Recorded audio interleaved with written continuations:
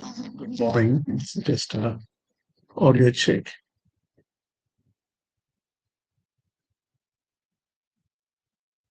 I'm audible.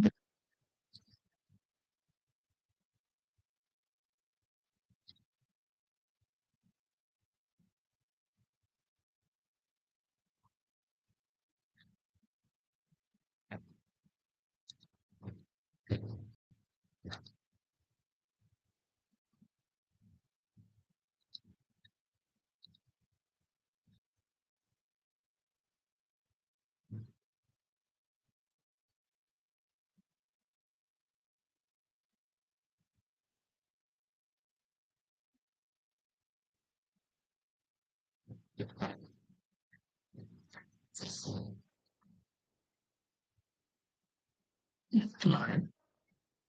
An audio check.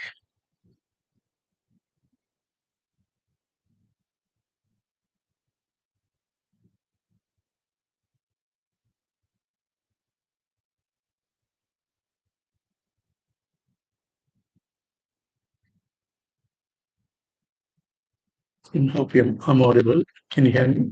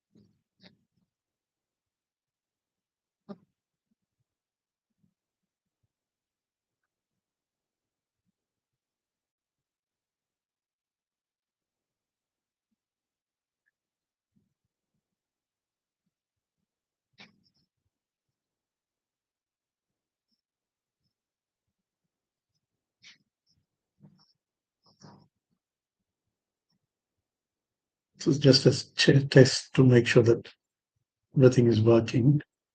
Hopefully, you're able to see me and you're able to hear me well.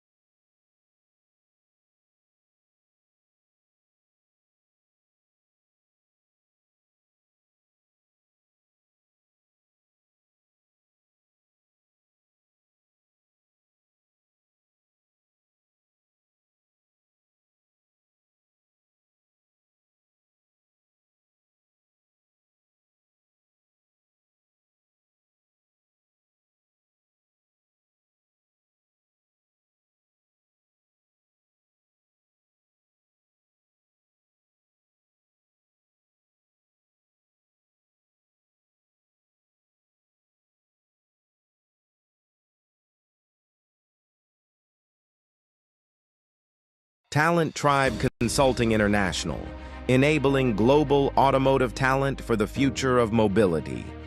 The global automobile industry is at a defining moment. Electric vehicles, software-defined cars, sustainable supply chains, yet across regions, Europe, North America, Asia-Pacific, one challenge is common: the shortage of skilled automotive talent. Experienced ICE talent is retiring faster than it can be replaced. EVs demand new skills: battery systems, power electronics, software, safety, ESG compliance. The problem is no longer hiring, it's readiness, relevance, and scale. At Talent Tribe Consulting International, we address global auto talent gaps through a multi-stakeholder ecosystem approach. We work with academia to align curriculum with real-world automotive and EV requirements. We collaborate with OEMs and manufacturers to design role-specific, future-ready skill pathways, reducing time to productivity. We partner with NGOs and skilling organizations to build inclusive and scalable pipelines, bringing new, diverse talent into the industry.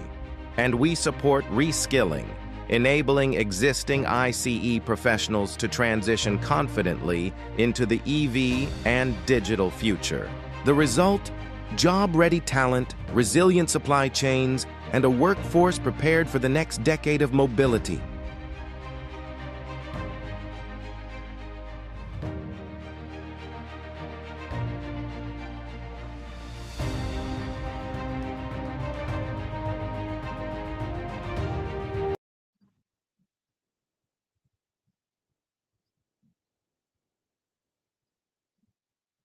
Yeah, hello and good morning. Thanks for taking the time to be with us.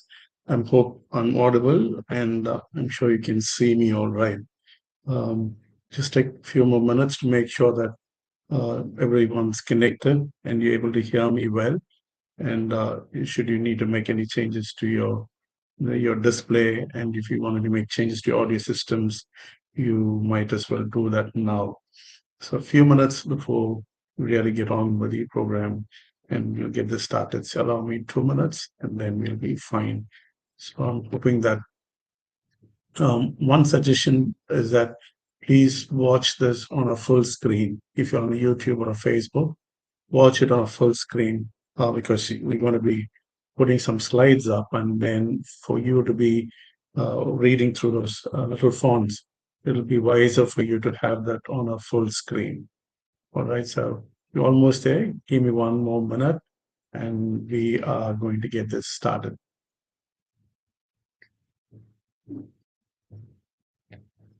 So I hope everyone's able to hear me all right and watch the video stream well through your computers.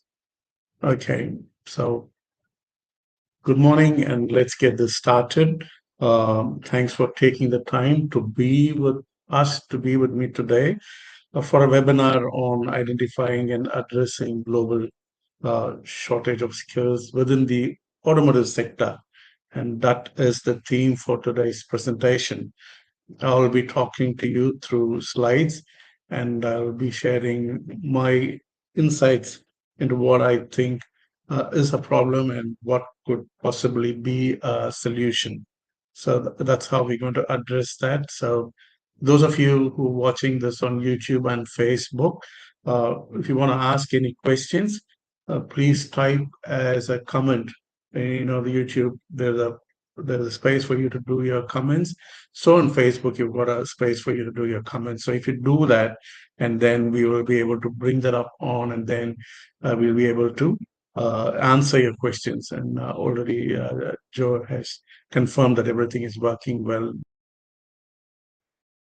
by way of. So without wasting much time, I'm going to do go to the slides now, and then we'll take it over from there. And all right, so here we go. Welcome, as I've already said.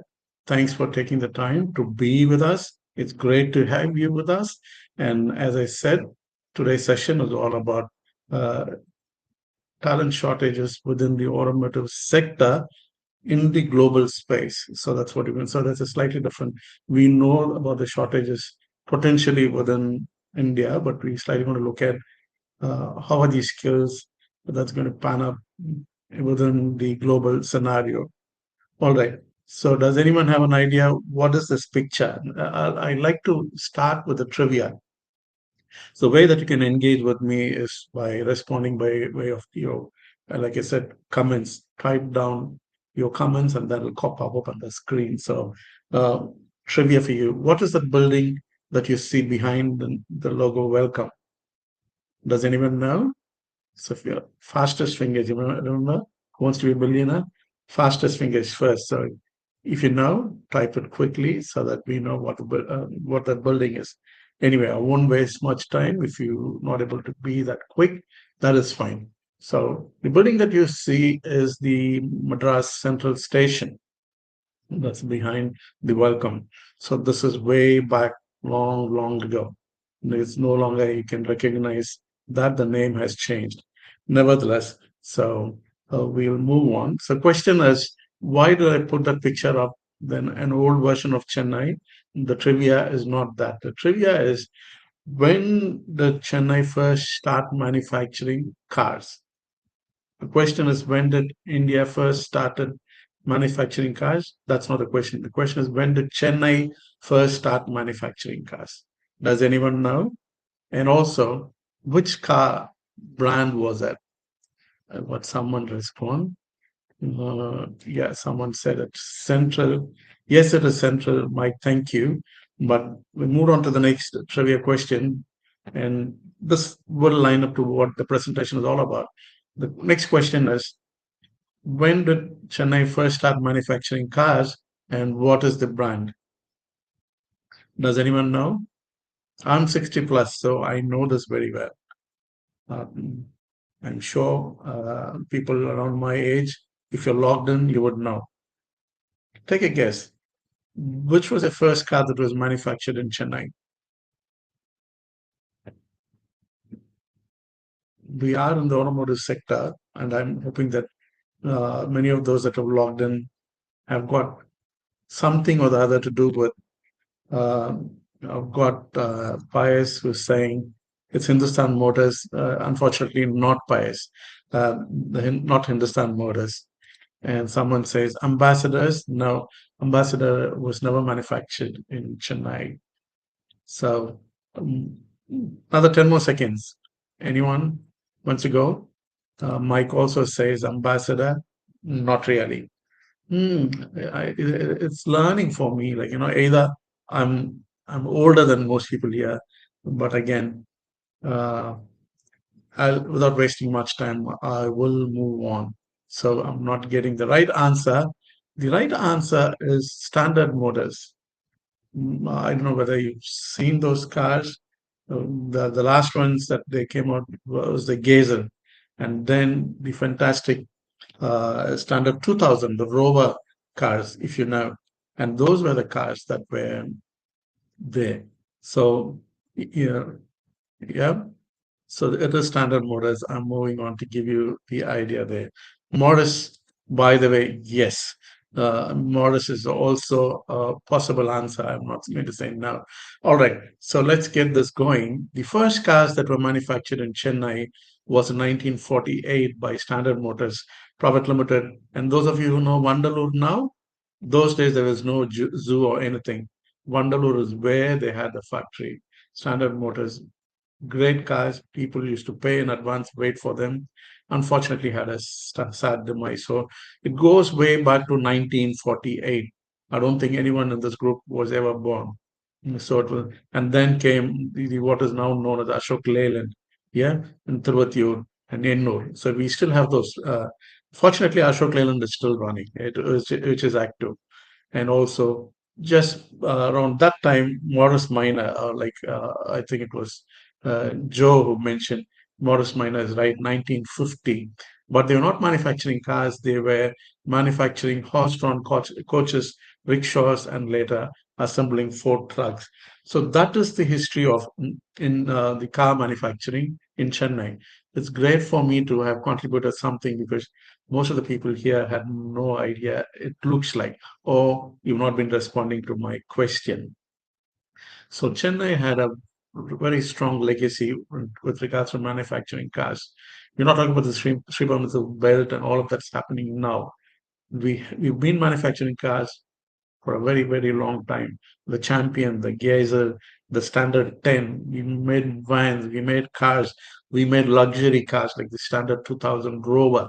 I think that one of the first imported cars, fancy cars, high speed that we ever saw. That's a bit of a history with regards to the car manufacturing scenario in Chennai. Yeah. So next, let's go on to our next question. Still with the trivia. We'll go eventually to the presentation.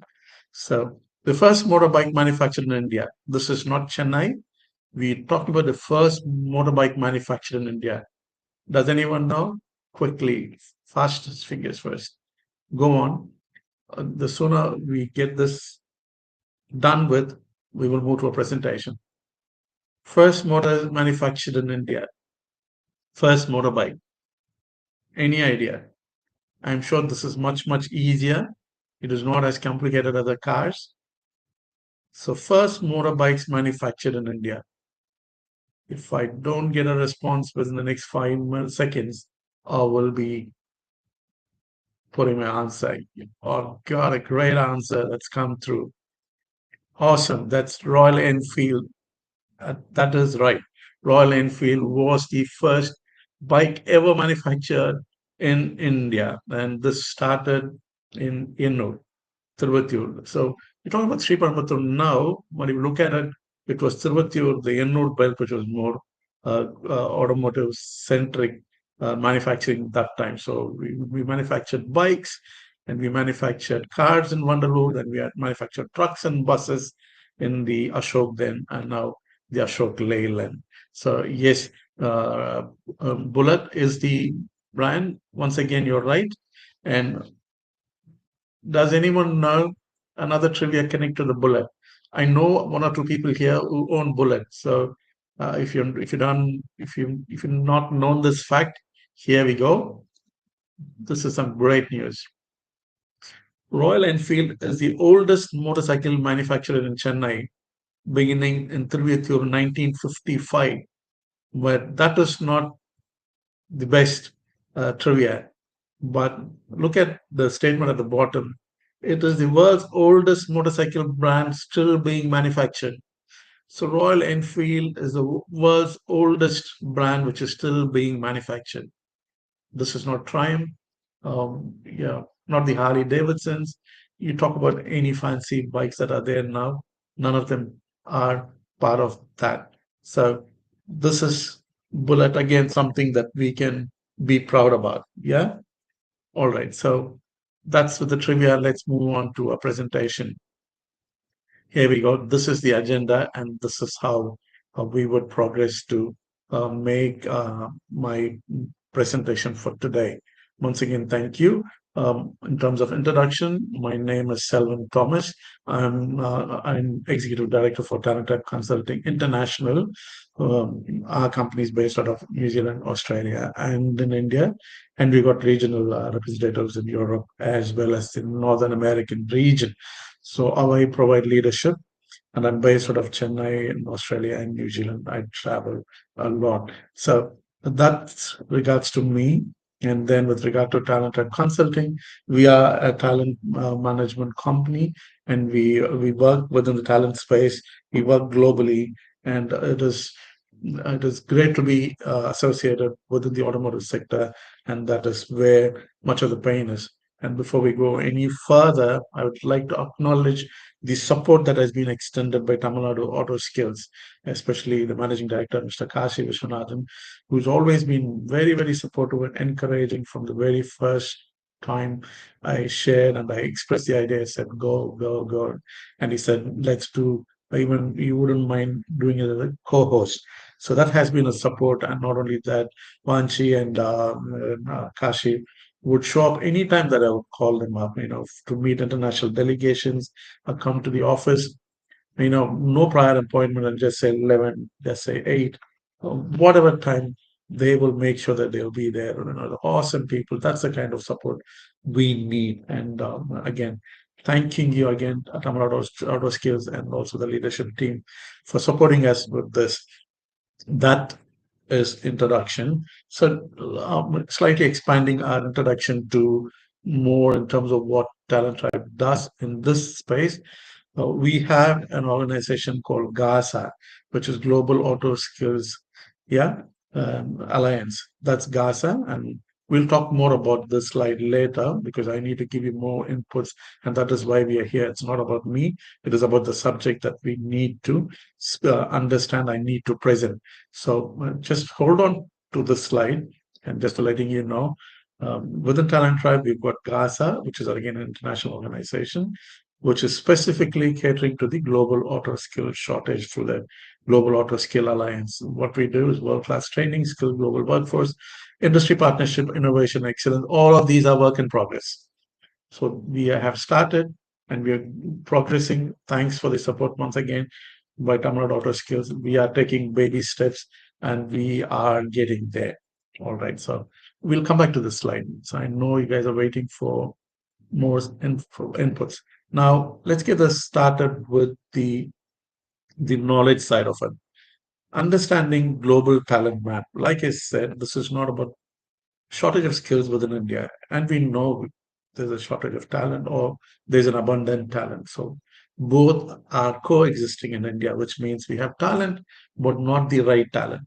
So we'll talk about that later. But let's understand a global talent map. So why is there a global talent shortage, which is much, much, much, much acute than what it is in India? So this is the slide that I want to address. Global talent map and the shortage is happening is due to one reason, which is they have an aging workforce. Now, I need to give a little bit more of insight into aging workforce. Is not like every country's got people and everyone giving birth to babies, and that all happened. So that's not what is contributing to the aging workforce. What is happening globally is that the population are dwindling. The number of people, and if you take the statistics, the census, many countries other than India and to an extent China, majority of the countries, the population is dwindling. So there's less number of people who are ready to work as ever that they've been in the workforce prior, because the population is less and therefore there's less number of people available for work. And that's one of the reasons why they offer automation. They want to bring in robotics, AI, and all of that is more out of a necessity because they don't have people enough to do that. One, the reduced population. Number two, the flight of population. The people within their own countries move to other countries. They move to another country in seek of jobs, better life, or to understand and be more adventurous, to feel the culture. And that's very normal within the Western economy. So there is flight of people and the population dwindles. Now, the economy has to grow. There's not a single country where they don't want the economy to grow.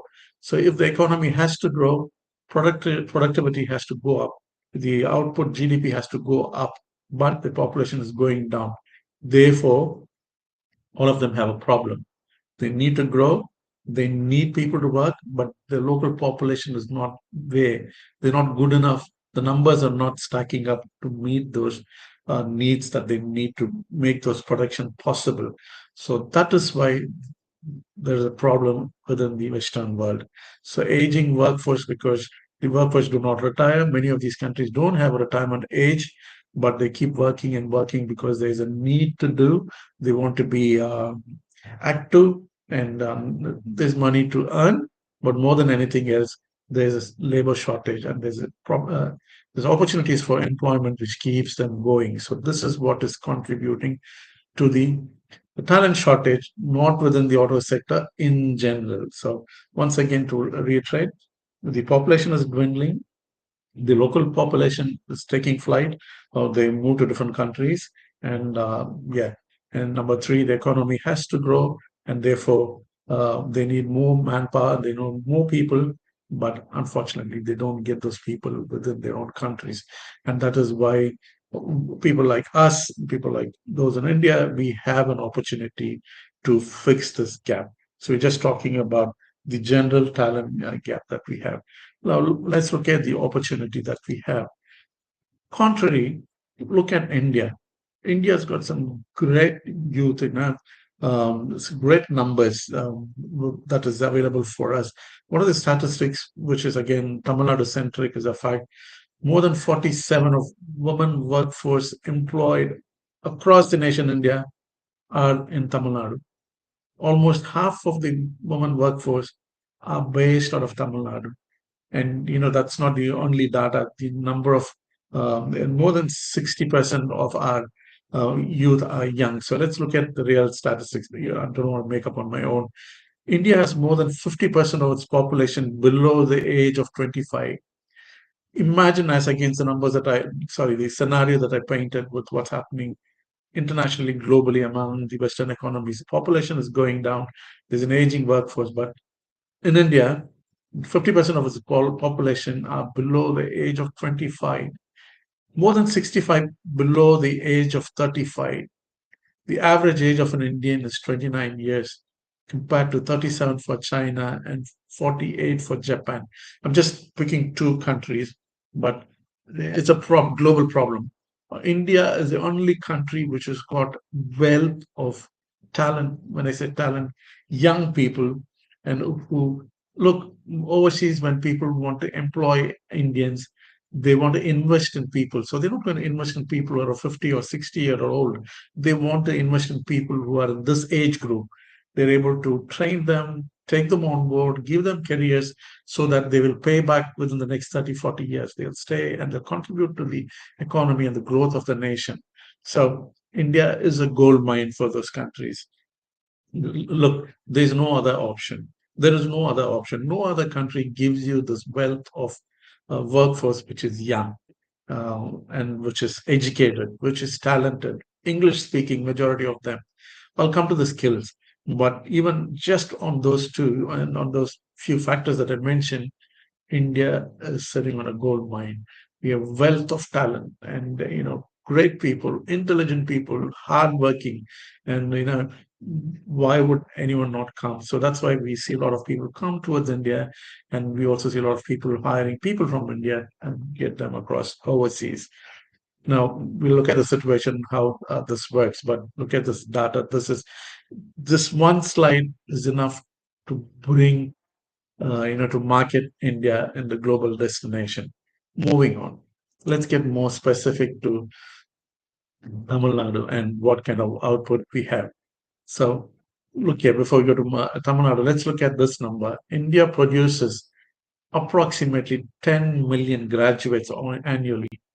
10 million, 1 crore graduates. Who on earth can produce this number? Including about 1.5 million engineering graduates. So, we have 1 crore of graduates, educated people who come out each year, and then out of that we have 1.5 million, about 15 lakh graduates, engineering graduates coming out of the technical institutions each year. Look at that number. Isn't that awesome? I'm not surprised, and I don't think any of us should be surprised. But don't forget the fact this is the talent that people are now will come after us. And we'll talk about later what we can do in order to create that pipeline. So I know we need talent for India. Let's not forget we also need to get some talent, international, so that we learn the international ways of working, and there's more access to R&D. All right. So one of the statistics I'd like to present. Let's talk about more Tamil Nadu specific data. So Tamil Nadu produces highest number of graduates, engineering graduates in India. 2.5 to 3 lakhs graduates we add annually.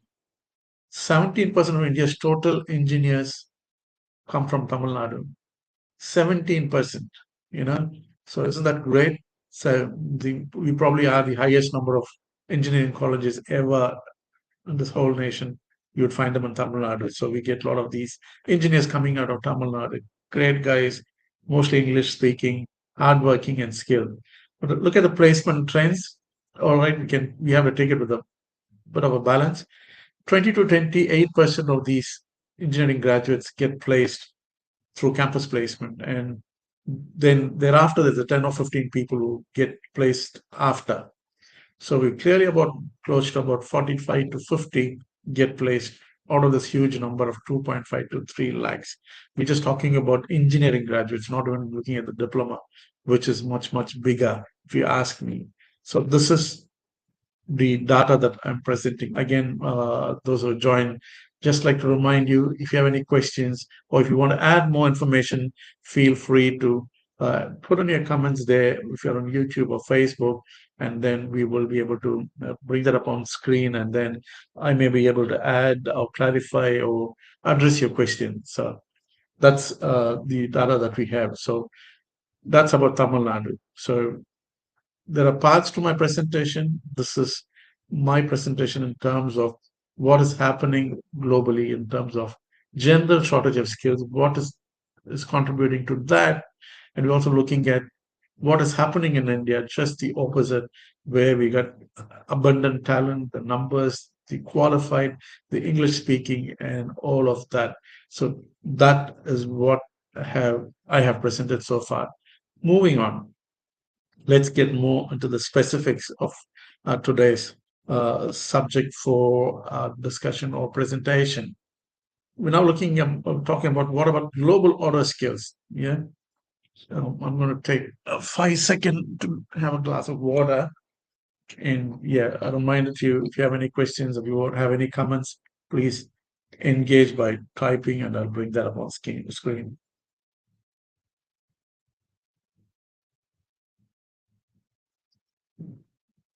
And if you think that Mohammed made some great points, yeah, don't be shy. Say that. That's a good point. Or you may say that you're surprised with the data, or you may even challenge me with the data, saying that the data is probably not right. Whatever. So don't be shy. Please remain engaged. Please type in your comments through Facebook and YouTube, and I will address that to the best of my knowledge. All right, moving on. So we come to, but what about global order skills? So we're talking about order skills now. Look, I'm not a technical guy. I'm not an engineer, but I'm a HR person, and we're talking about talent. So I will share with you information to the best of my knowledge. So I wouldn't get too technical. But what is causing a major reason for this talent shortage is how the cars, you're talking about cars have moved from one to another. They've transitioned. If you wind back 5 years ago, the cars were still smarter. You had computers that were on board, which helped cars to navigate, and it helped cars to keep control of the mechanical parts, the heat, the fuel, and the distance, and all of that. So, in essence, the computer was a small part of a massive car, mechanical car, automobile, which was there. So that was, in essence, where the automobile car manufacturers transitioned and moved up to a point where the computers were on board into the mechanical cars. So up to that point, that is fine. The journey was in line. So the steps were one expansion, one avenue, and then updating and upgrading the technology, and that's all perfect. It's from the fuel meters. The older ones had the manual meters, the pre-call meters, and then we have the digital meters, and then we get computers. So all of that is great. So that is what happened with the cars, and then came a complete transition, which is the electronic EVs. EVs are completely different. They're still cars and they still drive people around. It's still got four wheels and a steering, but it is a computer now which is driving the car. It is not the engine. In the past, it was the engine that was driving the car, and computers were just the software. And when I say computer, the software were just a very small component which was helping the cars navigate. More the driver to get hold of what he's doing and to navigate that. But with the EVs, there's a complete shift. It's no longer the car with a computer as a backup technology, or as not the backup technology that is in the background, but here the technology with the EVs, the computer, the software is come to the forefront. It is the software and the computers and the electronic and electrical systems which is driving the car. So it's a complete shift. It's no longer the computer is the back end, the computer is in the front end. So it is the computer which drives the car. So that's why we talk about cars. I'm sure you're there in the automotive sector more than me.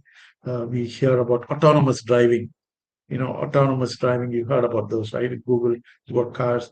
China, we worked with China a few years ago, and they were looking for research scholars within autonomous driving. I don't want to bring names here, but the Chinese have really made great progress in that area. Autonomous driving is when cars can drive on their own without any inputs from the driver as such, so he can sit.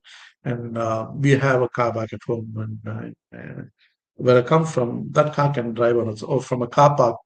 When I come out of our restaurant, and the valet driver does not have to bring the car, just use the phone, and the car will get started and it will drive on its own, come to the front, and you just try to hop in and move. So you guys know more than me. So that's how it is transitioned from an onboard computer that was helping cars to navigate. Now it is the computers which is driving the cars. So needless to say that there's a complete transition of skills, right? So it was extremely mechanical. The ICE, as we may call, internal combustion engines, are not there anymore.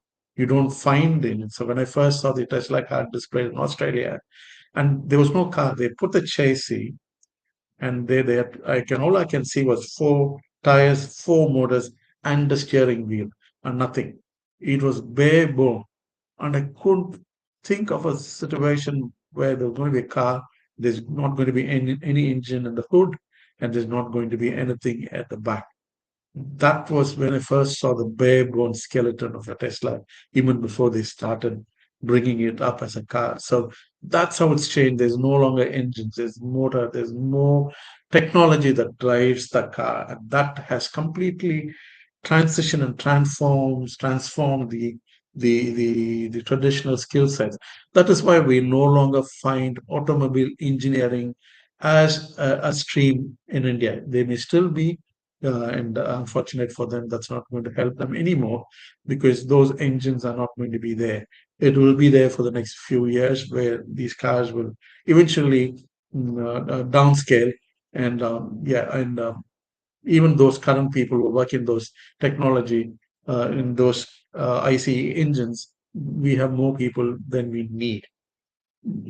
So what has contributed, like I said, the transition has happened. We moved to a newer technology, way different from the traditional car. So like I said, the traditional car incrementally grew from the first Ford car to that, to progress to come to a point where we are. It was just baby steps and natural steps, but EV was a disruptor. It's completely different.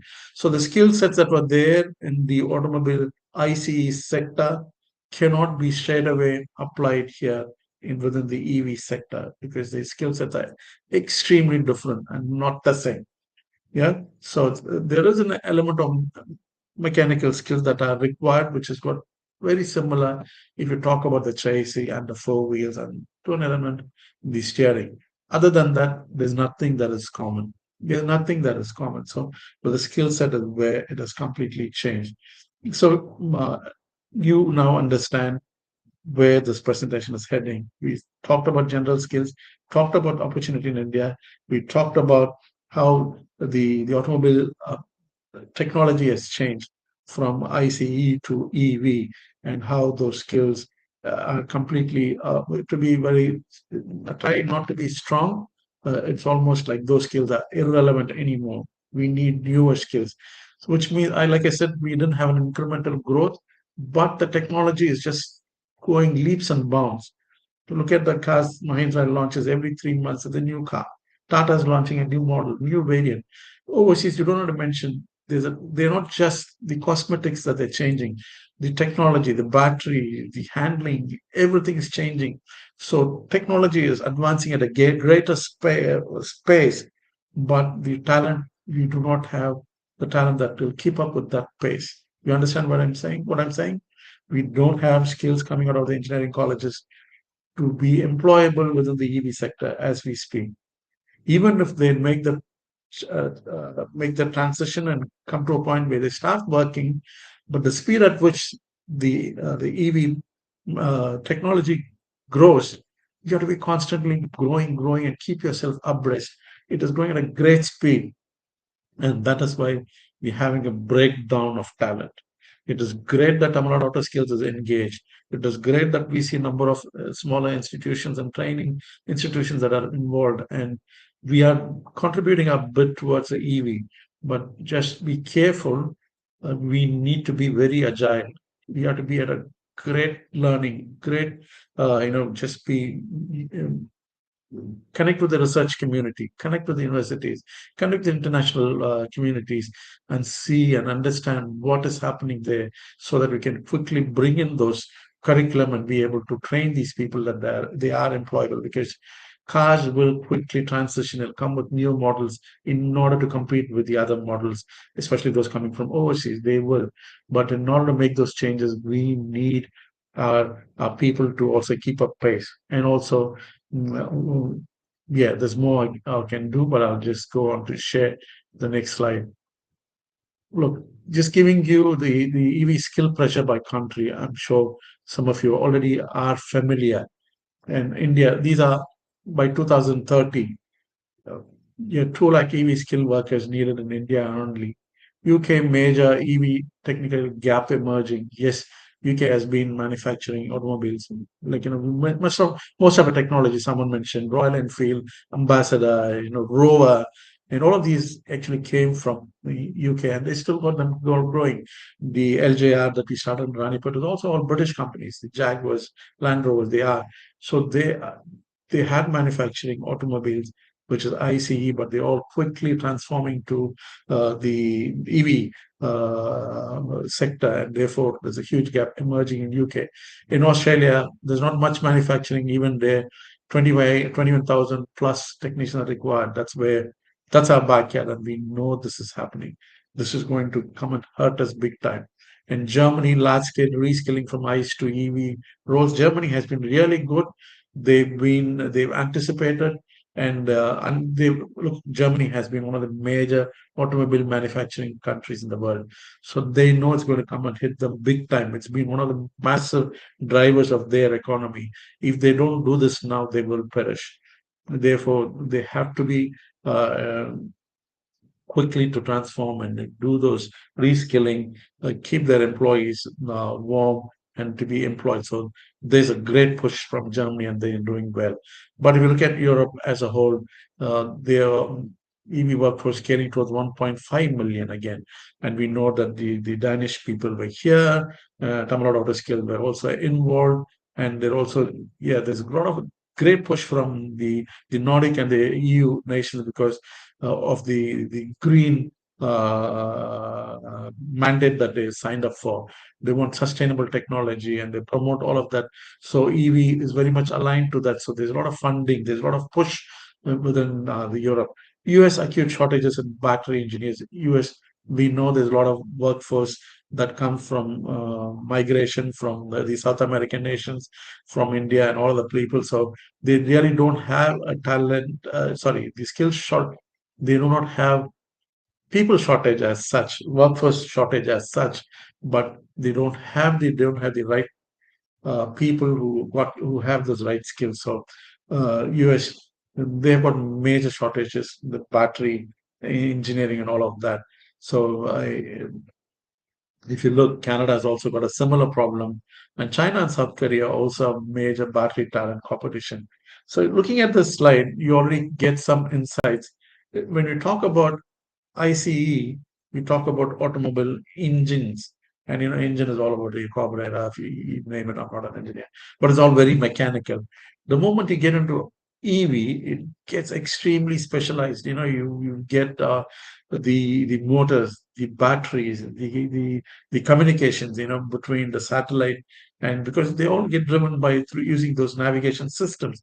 And we got the ADAS, the automatic sensing, which stops those cars. So each are great technologies, but each of them have got so much of science and so much of inputs that are required from a talent space. So I don't think we will ever be in a position where we can say EV skills are like this. So we have an automobile engineer who will come and can be placed within the EV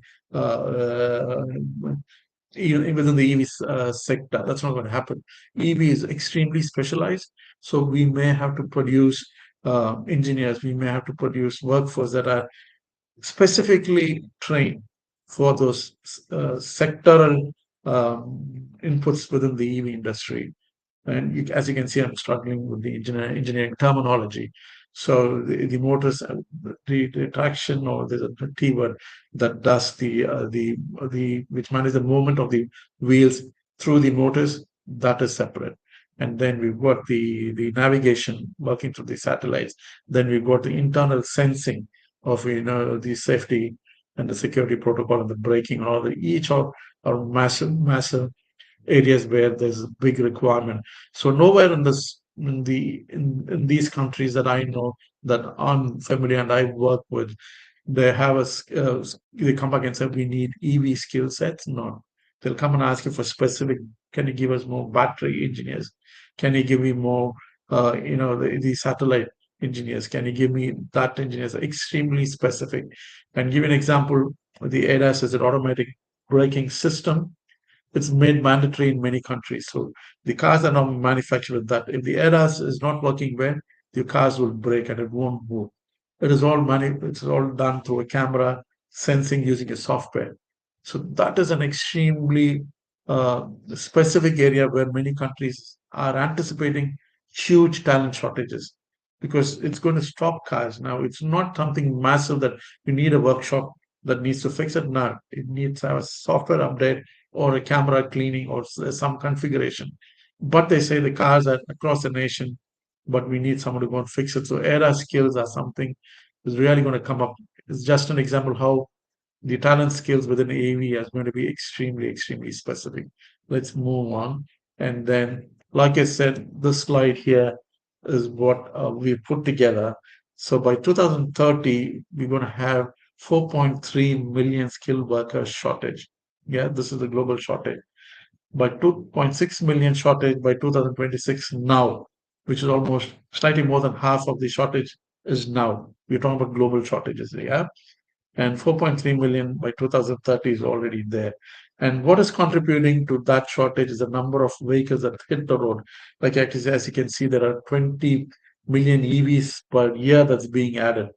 So there is a rapid growth in that space within that area. And therefore, like I said, this isn't a technology that's extremely new. We've not had a curriculum. We've not had people trained to support this. The manufacturers made beautiful cars. That the marketing and the sales guy have sold these cars, done a great job. But when it comes to maintenance, when it comes to service, we are going to have a huge problem. Don't want to name a two-wheeler in India who went ahead first, sold it very well, and people were very frustrated because in the past they'll take it to local mechanic if they had trouble. But with this, nobody can touch it because you need a specific knowledge related to that particular vehicle, and that can only come from the manufacturer. So this is creating huge challenges within the service sector, great opportunity for people. So let's look at the right side of the slide. So those are some of the sectors that are broken within the EV manufacturing side of it. So we've got critical skill gaps are within the battery technology, and we also got the automotive software and AI, which actually drives the car, be it autonomous driving or the safety. And power electronics, you guys know that's where the mechatronics come into play, and power electronics. Then advanced manufacturing. Manufacturing itself is very different. In the past, automobile, the ICE does not have to be in a very sterile manufacturing area. I've been associated with some of the in early part of my career manufacturing automobile industries, and not a sterile, reasonably clean, but people would put their hands, and it's not dust free and anything like that. But we are talking about advanced manufacturing because it is now electronically controlled manufacturing, these highly sophisticated cars. So therefore, this is clean, and therefore there's advanced manufacturing. There are a lot of robotics involved. The battery is itself in a closed case, and it's all done through a very advanced manufacturing. Yeah, have a look at what happens within Mahindra. Look at the videos, and even BYD. There are videos that you will see how sophisticated these manufacturing lines are far from what the earlier ambassadors and the Fiat cars were manufacturing manually, the assembly lines, as against how the newer cars are being manufactured. So advanced, which means we need a lot of skills in maintaining those advanced, the robotic arm, the quality inspection, looking at those the screens, and ensuring that the it's all done as per the specification. So with the robotics, if you don't see that there's an error, quickly you'll get a line of products that are not as per specifications. So there's a lot of completely different skill sets. Never before we had these kind of skill sets within the automobile sector. So this is where the challenges are. These are the critical skill gaps. So once again, emphasize the battery technology, automotive software, power electronics, advanced manufacturing. All right. So let me get into more granular detail. As I said before, any questions, any insights you want to add, please feel free to type in as part of your comments, and we'll bring that up on our screen. All right. Getting more into what is creating these shortage of skills. The global challenge by 2030, the global automotive industry will significant shortages for future ready engineers driven by rapid EV adoption. We know it, right? I can see the number of petrol bunks that are shutting down. They don't want, yeah, nobody's installing new petrol bunks. So that's because lots of people are now adopting to EV technology and EV cars, and therefore you would find more EV chargers, and then of course we do have CNG and future hydrogen dispensation bunks that may come. But currently we're talking about 2030. There's a rapid transition from a normal automobile car to an EV. Sorry, it's still automobile, from an ICE car to an EV vehicle, and that's what is creating this global challenge. Shift towards software-defined vehicles. Like I said before, these are no longer driven by engines. These are now driven by software, and they have got massive control over how the car performs and how we efficient that can be done. So that's a complete shift from ICE, and expansion of battery manufacturing ecosystem. So one of the biggest component, the most expensive component in an EV is the battery. Like in the past, you would say we measure the efficiency of a car. People would buy a car by the mileage. So how much does your car give? It's 12 kilometers. My car gives you 14 kilometers, and they want to buy that for fuel efficiency. Apply the same on an EV. People buy an EV car because of the efficient battery. How far can it go? How long can it go without a recharge? How quickly can it get charged? So these are some of the expansion of battery manufacturing ecosystems that is also creating global challenges in these kind of skill sets. Automation and Industry 4.0 in automotive plants. This is what I spoke to you about. There's a large influence of robotics in the EV manufacturing. It's all highly automated, given the nature of the car, which is electronic and all of that. So, but we still need people to maintain and manage those automation and automotive plants. So there's a huge skill gap that is there. So let's not think about just the cars and the EV skills around that. Don't forget the fact we need people to manage and maintain those plants in order to serve these EV manufacturing. That's a critical component. So those of you, the training providers in the academic institutions, and anyone who's associated with the talent space, let's not forget that that's a critical component. And the rising demand for automotive software, electronics, and AI. This is a fast changing space. The software will keep, the cars, just like our computers, the software will need to be updated. If you don't update it, your car's going to have trouble. It's going to malfunction. It's not going to give the right. So the cars would have to be, or they are as it is manufactured, which will automatically update. And I've seen in my own car overseas, it will automatically update. But there'll be times that won't do well, or there'll be times when the manufacturer will say, you can't do an automatic update download. You have to bring it to the car dealer in order to do a hardware update, software update. So these are some of the things that watch out. So this is software skills that are required within the EV. So let's not apply the mechanical mindset into the manufacturing of EV. That's a massive shift. I've seen a lot of technical training institutions. I've seen a lot of academic. You still got those training centers and the industrial sheds. That is what is happening. But I also feel that most of these training, the skill gaps, the upskilling and the reskilling must happen within the software kind of scenario where offices, computers, and most a lot of designing R&D happens. So that is also part. That should also be part of the optics. For me, that optics is not there. You talk about EV, just goes back to the shop floor where there's still hands manufacturing and getting trained in terms of assembly, but don't forget the fact there's software and electronics and AI that is involved. So the speed of technology change, as I already said, is outpacing the engineering talent pipeline globally.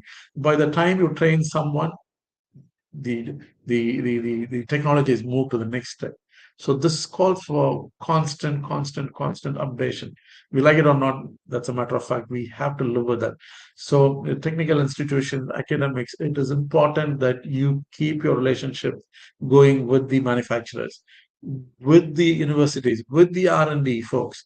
So those are the people who would help you constantly update your knowledge to keep up with the skill gaps, and you keep the pipeline going. Without that, I don't think, well, no, many of us would succeed. All right, so let's get to the specific skill sets now. Again, I'll say with the caveat that I'm not a technical guy, so but these are research information that I have managed to pull it up. So these are few groups that I put. Engineering skills most in demand would be EV and battery engineering, battery chemistry and pack design, power electronics and charging systems. Let's not forget the charging systems also need people. The design, the evolution of the charging stations, and how we make, just like the fuel pumps, how how best we can do it. Can we do it in a restaurant? Can we do it in a car park? All of these calls for different charging systems. So yeah, battery management systems. Then, like I said, the automotive software engineering, embedded systems, vehicle control software, cybersecurity, and AI. Let's not forget cybersecurity. There will be a time when there'll be no speed tickets through the cameras. The police would know just by looking at the data, and also if your car gets stolen, it can be easily tracked. But there's also privacy issues that comes along with it. So there is cybersecurity and AI skills, and those also need to be trained. So once again, let's not try and wear the technical hat related to just the mechanical side of the EV. We need to go much more than that. And like I said, once again, get me. I need to. I'm hoping that I'll be proved wrong. Unfortunately, most of those institutions that I'm looking at, who's working within the EV skill, are still looking at a work in a workplace in a shed, which is typically in a manufacturing setup. Not necessarily. 80% of that will happen outside the manufacturing side in terms of systems update and all of what I've seen here. And electronics and system integration. Yes, at the end of the day, electronics is what will run the car. There is mechanical elements, which is that the motors have to go and the tires, the wheels have to spin. So the mechatronics, sensors and control systems, advanced vehicle architecture. So these are where more skills are in demand, will be in demand. We're looking at 2030, folks. We're not looking at 2026. So these are the skills that are going to be in demand. And also let's not forget, like I said, manufacturing and industrial engineering gaps. So it's just not about the technology and the skill sets that go into the into the car, but those that actually manufactures those EV cars. Like, there's a growing demand for engineers in robotics and automation. I did speak about that. Smart manufacturing, yes. Industrial IoT, Internet of Things, absolutely game changer. Quality engineering, like I said, how a small specification that you miss in a robotic can mess up your quality. And supply chain and manufacturing analytics, absolutely great skill set that, again, I don't hear much of that. Supply chain and manufacturing analytics, most of us digitally managed. So this is, supply chain is also a game changer when it comes to EV, when all of this can be integrated. All right. So one more insight into the skill gaps, the core talent gap, slightly making it more slightly broader. The shortage is not about the numbers; it is about the skill match. India has got the numbers. Like I said, we've got enormous talent, but we do not have the right talent. We saw those engineers that come out each year. We've got abundant engineers. We've got lots of people come, quality people in terms of education, quality people in terms of age. But what is missing is the right input. They have not had the right training, the right curriculum. So what we're looking for are engineers who combine mechanical plus electrical. We need electronics plus software. We need manufacturing plus data, and we need engineering plus sustainability. These are what our future of engineering skills are going to be. As I put that on red, the future engineers are just not specific categorized skill set, but they're more of a multidisciplinary engineering. So we said each of these areas, sectors are extremely specific, but within that you need to be multi-specialized. All right. And also in terms of strategic implications for industry, invest, how do we resolve? We're looking at what can be done. Invest in reskilling existing engineers. Morally, we are obliged. There are lots of people who were employed within the ICE industries. Now we can't just dump them because we move to an EV space.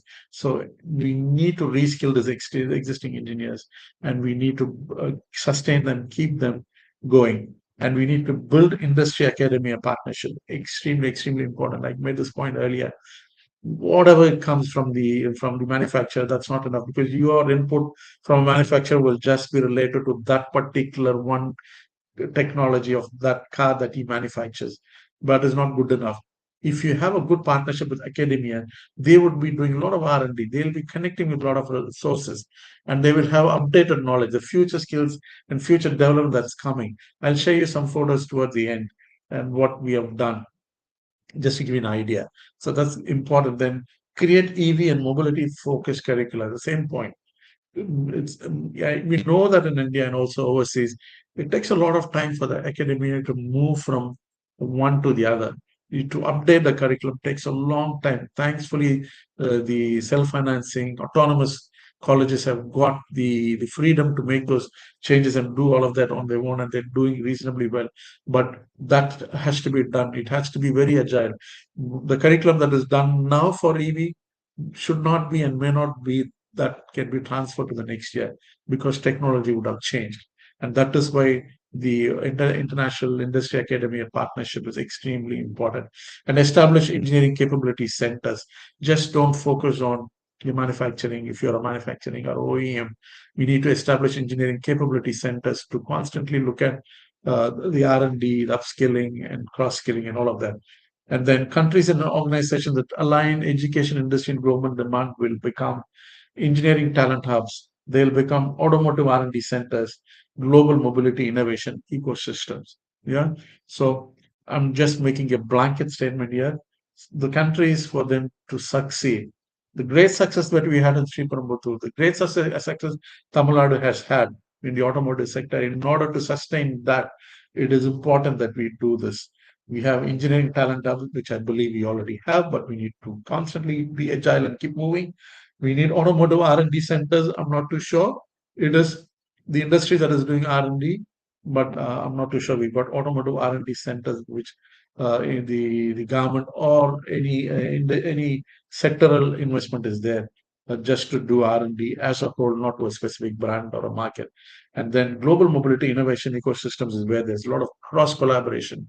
There's an institutional tie-up, there's an OEM, there's a manufacturing tie-up globally, because whether you like it or not, we are 1 or 2 years behind the international technology. So by the time they manufacture, later we come to know and we start manufacturing. So that need to speed it up. That can only happen through global mobility innovation ecosystem. So that is what we are suggesting what could happen. So this in a nutshell is what we have provided here and I have provided.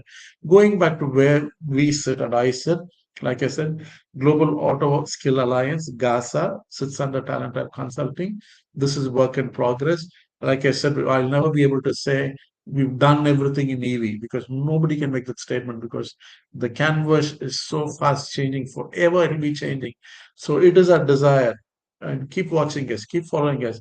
We will build world-class training centers, especially for advanced EV battery and mobility technologies, and we will build skilled global workforce. We are an international company, and one of our talent pipelines, in fact, our biggest talent pipeline was international, and we will keep that pipeline busy. So we'll work with the international community to get those skills trained here.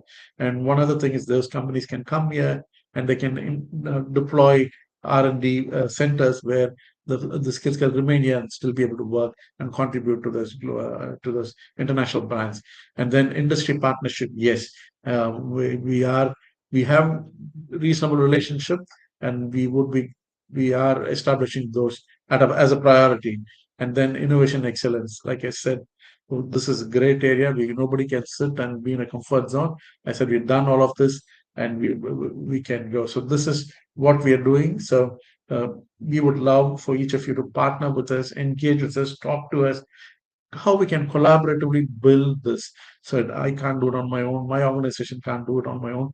Tamil Auto Skills is partnering with us, and any of you here, the academic institution, or if you're an expert in EV technology, or we're not talking about size, we're talking about capability. Anyone can engage with us, look at how we can build and work through the system here. So I'm just going to move on to another camera. So this is my fallback camera. So yeah, so that's where we are. And then last of all, we come almost to the close.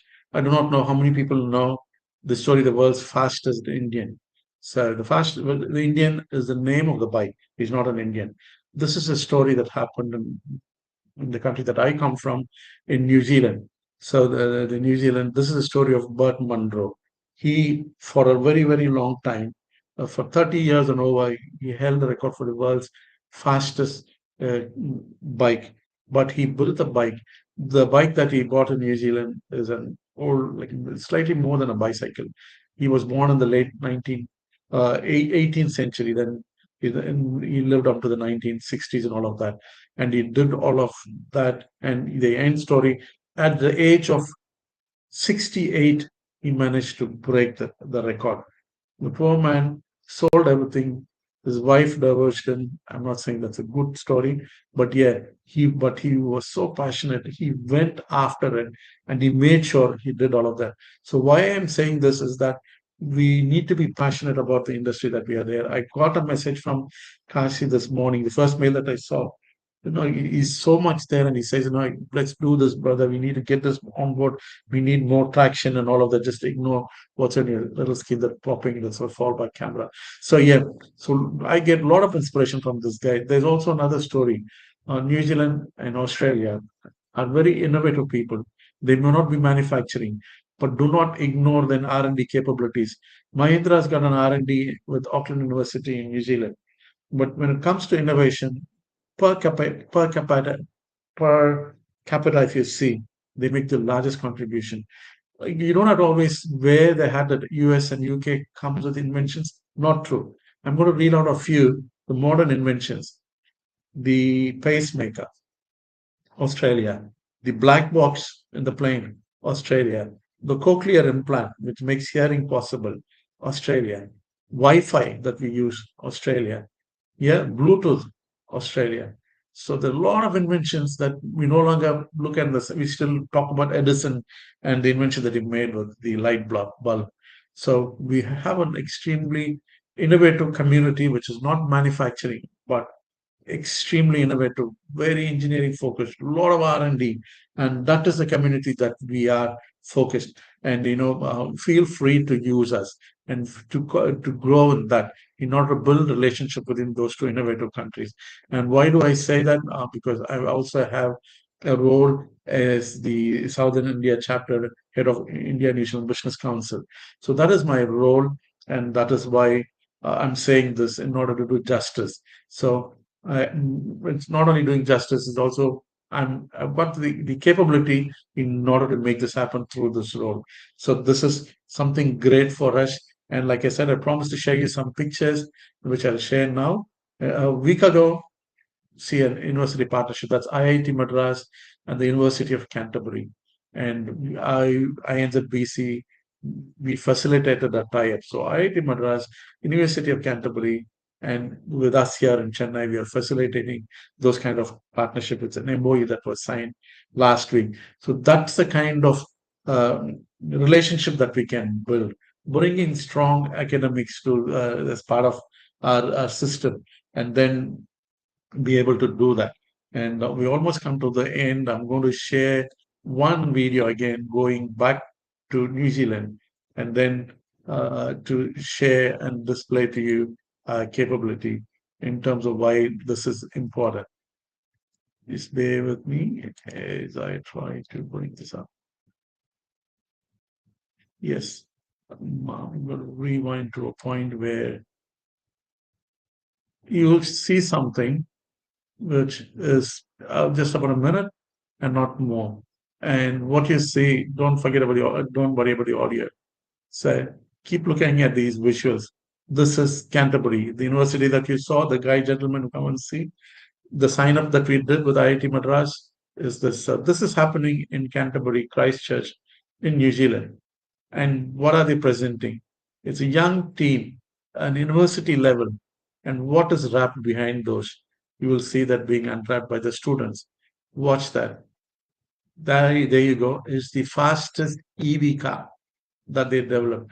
They do not manufacture in New Zealand. They don't make EV cars, but there's a lot of innovation. There's a lot of R&D, and it's like 2 or 3 years ago, they were manufacturing one of the world's fastest EV cars. So that is the ecosystem that we can tap. We should become like that. These are just students, international students that are there, and it facilitates, the university facilitates. So it's so good for us to have these kind of tie-ups where it's very difficult to get knowledge from a manufacturer because they'll not want to give because they put a lot of money into that. But it's so much easier to get a tie-up through the universities, use their technology, and make use of what is available to them and make it easy. So that is what we have for you today. And with this, I'll stop. Hopefully, this session was engaging. And sorry about the camera that went dead. So here we go. If you have any questions, quickly you can ask. It's been quite a long session. I see that many of you have stuck around and stayed with us. So yeah, feel free to ask any questions. I'll hold on.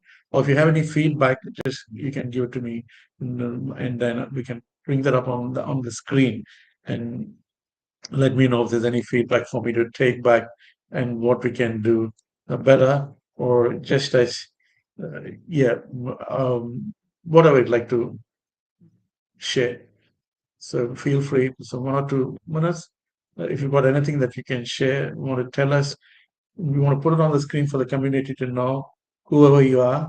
Yeah, I would appreciate if you can type if you have the if you want to do it.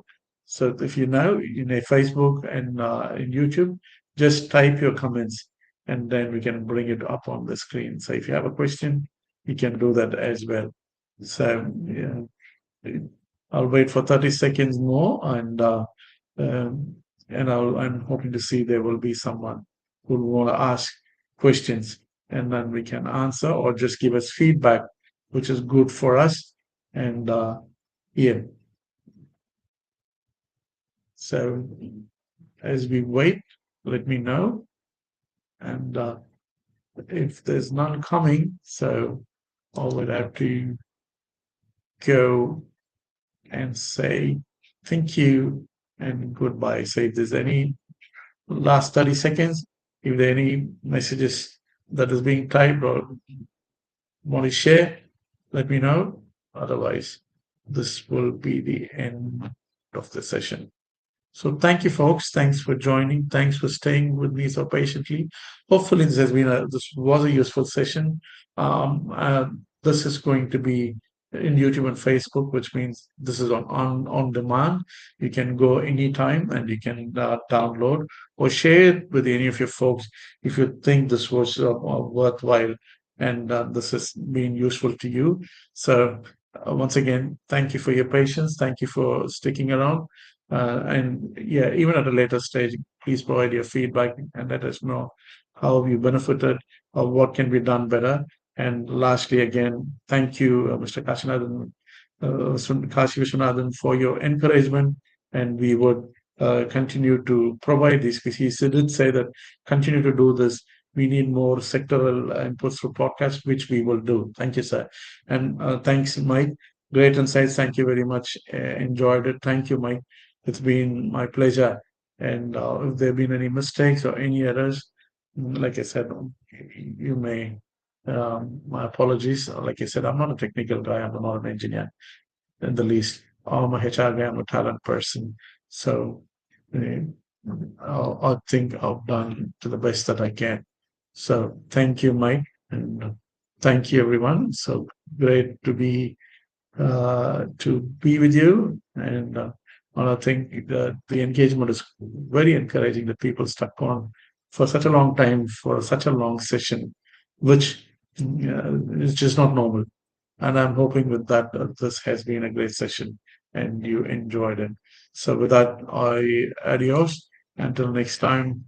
And I say goodbye. All right. Thank you, folks. Thank you. Goodbye.